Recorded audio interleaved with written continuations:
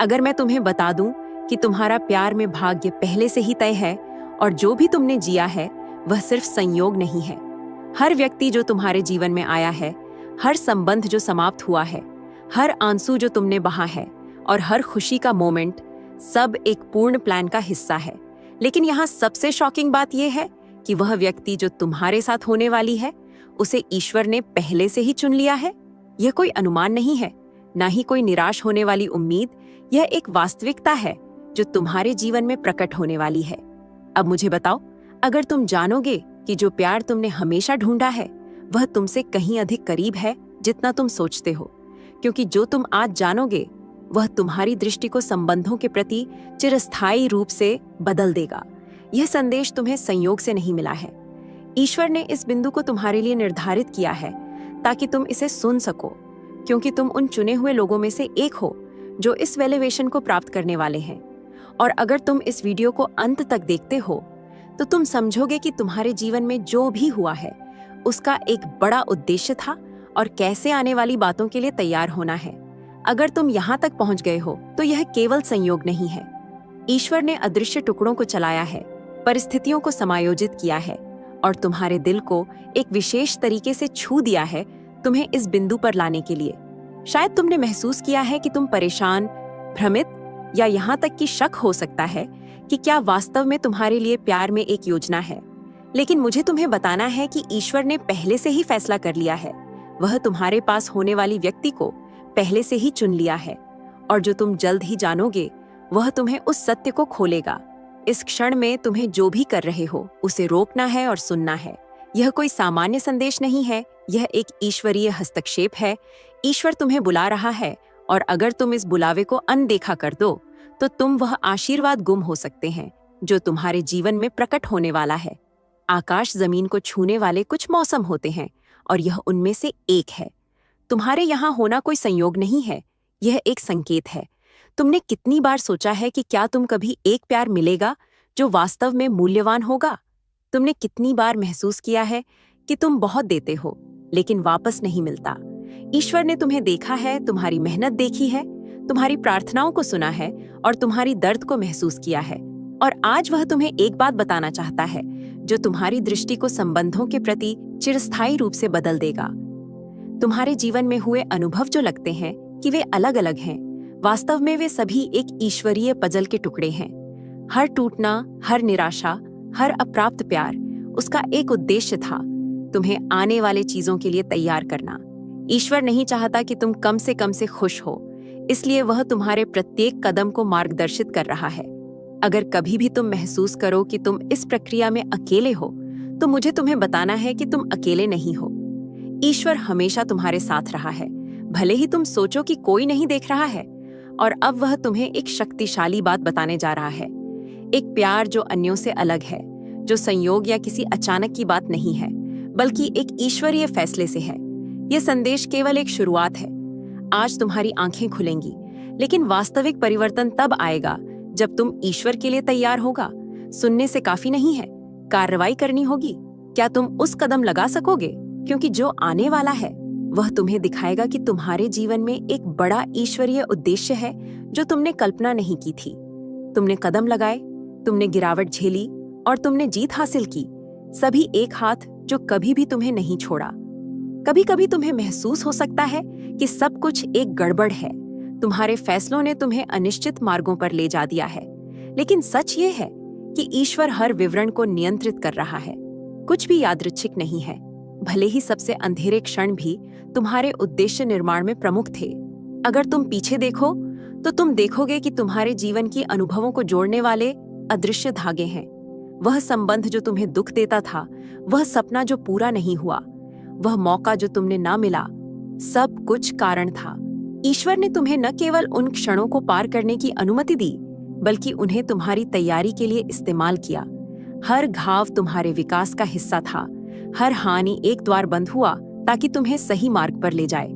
कभी कभी ईश्वरीय उद्देश्य निश्चित प्रक्रिया में स्पष्ट नहीं होता है। यह एक पजल को हल करने की तरह है जब तुम पूर्ण चित्र नहीं देख सकते, लेकिन ईश्वर देखता है। वह जानता है कि क्यों कुछ लोग तुम्हारे जीवन में आते हैं और क्यों कुछ लोग चले जाते हैं, और सबसे महत्वपूर्ण है, वह जानता है कि कौन रहने वाले हैं। तुम जो खो दिया है उसे नहीं पकड़ो, क्योंकि जो ईश्वर तुम्हें तैयार कर रहा है वह बहुत बड़ा है। शायद तुम महसूस करो कि तुम निर्देशहीन हो, लेकिन आज इस क्षण में तुम बहुत ही समझने वाले हो। तुम यहाँ तक पहुँचने का कोई कारण है जो तुमने असंभव लगा, वह सब जीतने के लिए। अगर तुमने अभी भी जवाब नहीं देखा है तो यह है क्योंकि ईश्वर अभी भी उसे काम कर रहा है।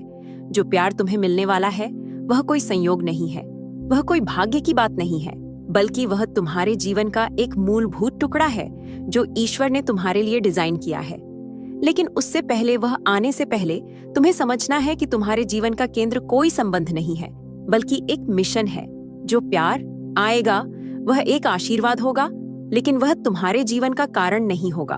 तुम्हें कुछ बड़ा पूरा करना है, और जब तुम समझोगे कि तुम्हारा उद्देश्य किसी और व्यक्ति पर निर्भर नहीं करता है, तब ईश्वर तुम्हें ऐसे किसी व्यक्ति को मिलाएगा जो तुम्हारे मिशन को पूरा करेगा। यह कोई संयोग नहीं है, यह तैयारी है। और वह तैयारी, जो कभी कभी दर्द भी हो सकती है, तुम्हें बदल चुकी है जो आने वाली है। अगर सोना आग में पूर्ण होता है, अगर हीरा दबाव के नीचे बनता है, तो तुम सोचो कि तुम्हारी आत्मा कैसे चुनौतियों के बिना मजबूत हो सकती है।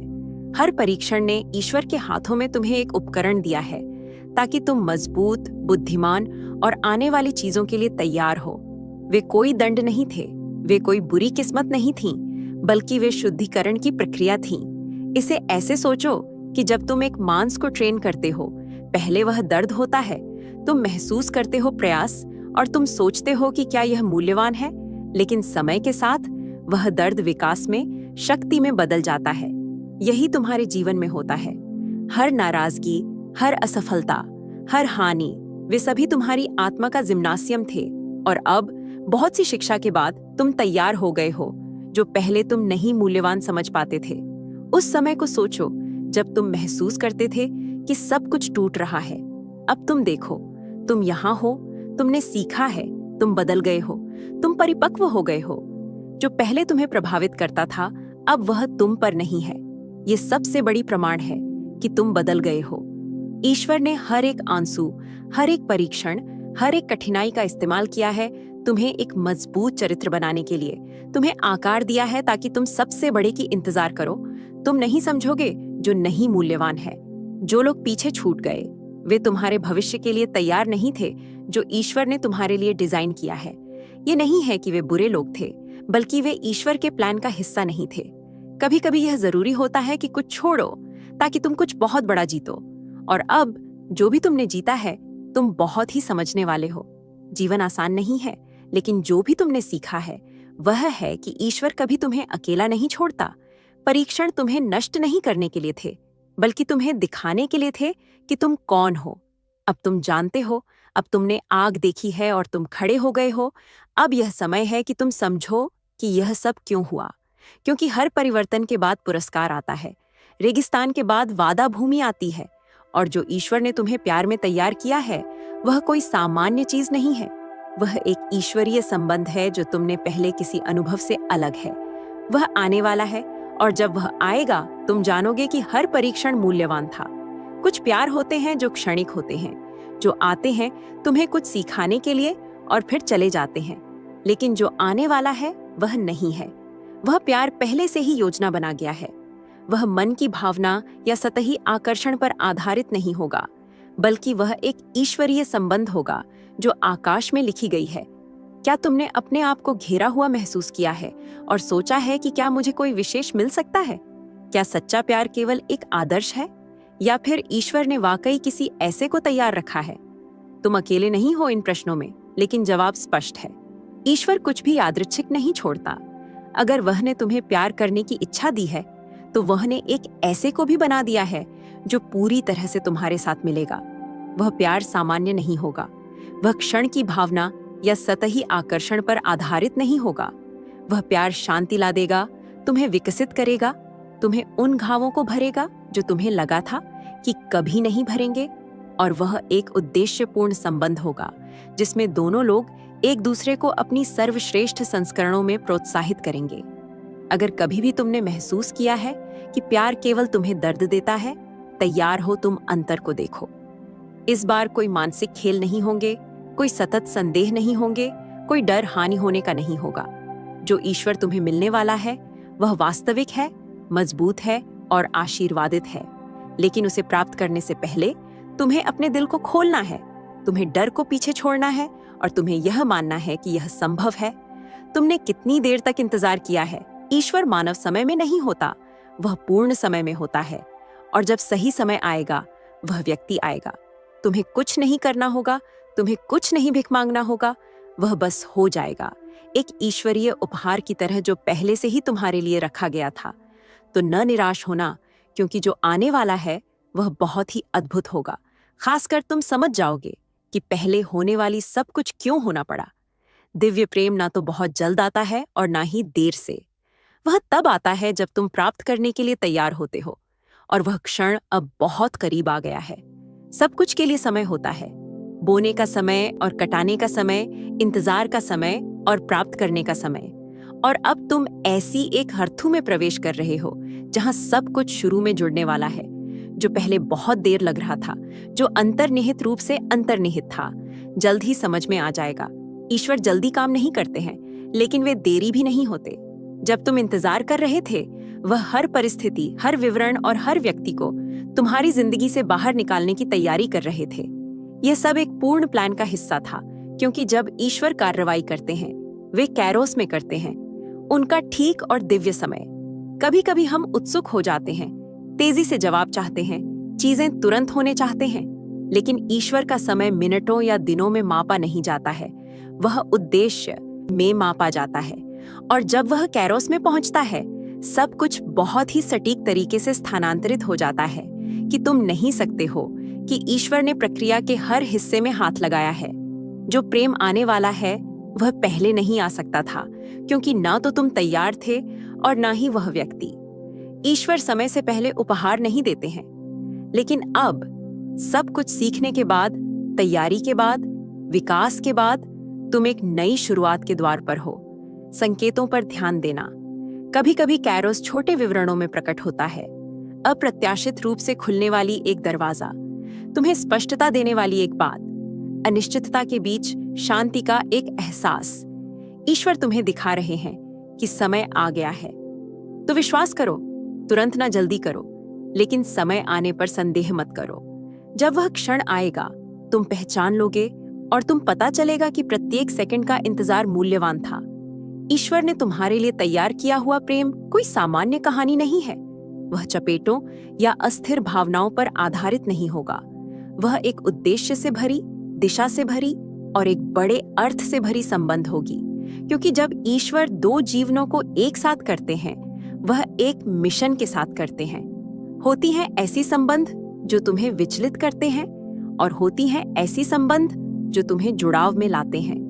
जो तुम्हारी जिंदगी में आने वाला है वह दूसरी श्रेणी का है।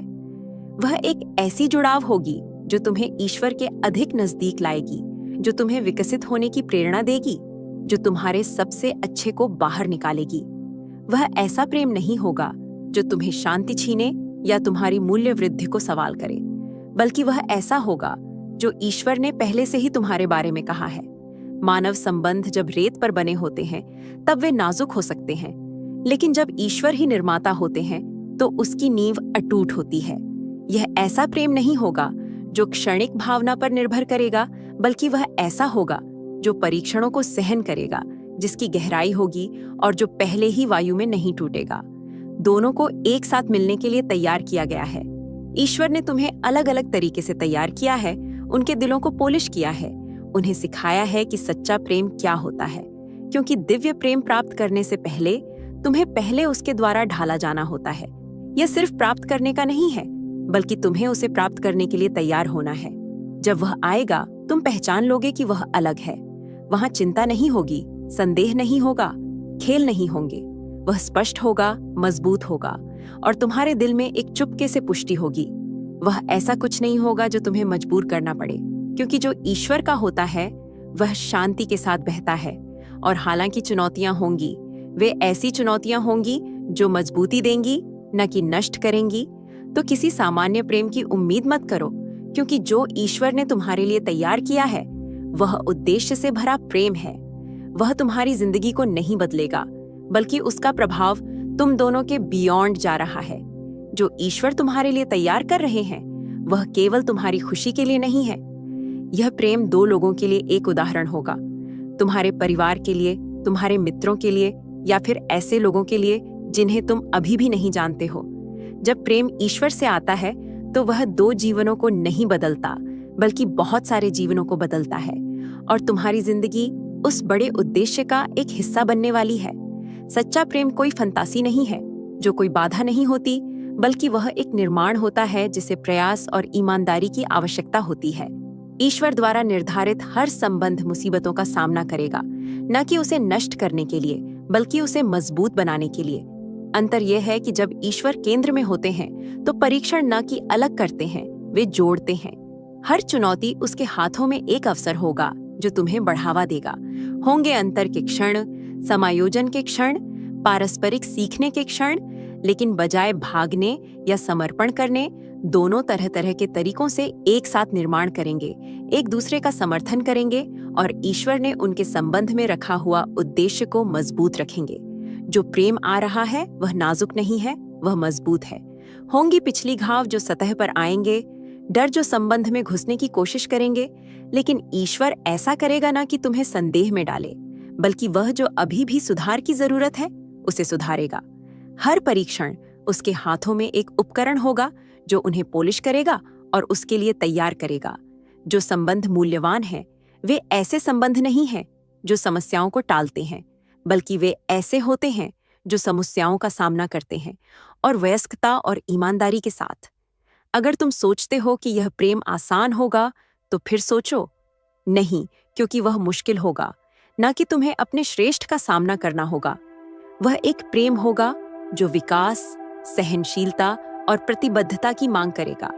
ईश्वर नहीं चाहते कि तुम इस संबंध में पहले की तरह सोचो, वह चाहते हैं कि तुम प्रेम को उसकी तरह से प्रेम करो, अनुग्रह से, समर्पण से, इरादे से। और उसके लिए पहले इस प्रेम को प्राप्त करने से पहले तुम्हें अपने जीवन में अब भी बाधा बन सकने वाली चीजों को ईश्वर द्वारा बदलने की अनुमति देनी होगी। ईश्वर के प्रेम को ना डरो, क्योंकि वह आग जो इस जोड़े को शुद्ध बनाएगा। जब प्रेम दिव्य होता है तो परीक्षण ना कि नष्ट करते हैं, वे उसे ऊंचाई पर ले जाते हैं। और जो तुम्हारे लिए आ रहा है वह ऐसा प्रेम होगा जो हर तूफान को सहन करेगा। जो प्रेम आ रहा है वह नाजुक नहीं है, वह मजबूत है। होंगे पिछली घाव जो सतह पर आएंगे, डर जो संबंध में घुसने की कोशिश करेंगे, लेकिन ईश्वर ऐसा करेगा ना कि तुम्हें संदेह में डाले, बल्कि वह जो अभी भी सुधार की जरूरत है उसे सुधारेगा। हर परीक्षण उसके हाथों में एक उपकरण होगा जो उन्हें पॉलिश करेगा और उसके लिए तैयार करेगा।